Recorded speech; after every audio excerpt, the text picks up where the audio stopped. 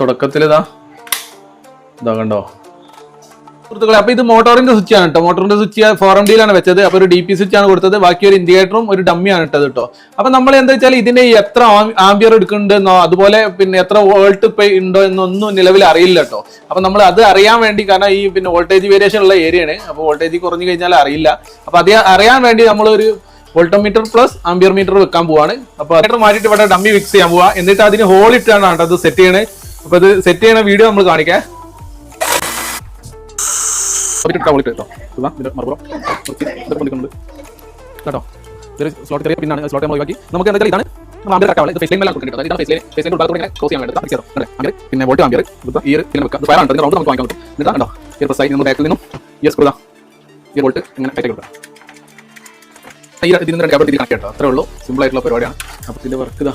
പിന്നെ നമ്മളെ ഔട്ടിൽ നിന്നൊരു ഫേസും ഇതിലേക്ക് കണക്ട് ചെയ്തു. പിന്നെ ഔട്ടിൽ നിന്ന് നോട്ടും കണക്ട് ചെയ്തു. പിന്നെ നമ്മളിത് ഔട്ടിൽ നിന്ന് പോകുന്ന ഫേസിന് ഈ ഒരു കമ്പ് ഇട്ട് കൊടുത്തു. ഇത് അത്യാവശ്യം ലോങ്ങിൽ നിന്നുള്ള മോട്ടറാണ് കേട്ടോ. അതുകൊണ്ട് നല്ല തുടക്കത്തിൽ ഇതാ കണ്ടോ. ഇവിടെ വോൾട്ടേജ് കുറവാണ്, 189 ഉള്ളൂ. അതുകൊണ്ട് തന്നെ 12 ആംപിയർ എടുക്കുന്നുണ്ട്. അപ്പോൾ ഇതൊക്കെ നമുക്ക് കറക്റ്റ് തിരിച്ചറിയാൻ കഴിയും. അപ്പോൾ എന്തായാലും ഈ ഒരു മീറ്ററിനെ കുറിച്ച് നിങ്ങളുടെ അഭിപ്രായങ്ങൾ അറിയിക്കട്ടോ. അതുപോലെ നമ്മുടെ വീഡിയോ ഇഷ്ടപ്പെട്ടാൽ തീർച്ചയായും ഷെയർ ചെയ്യാം.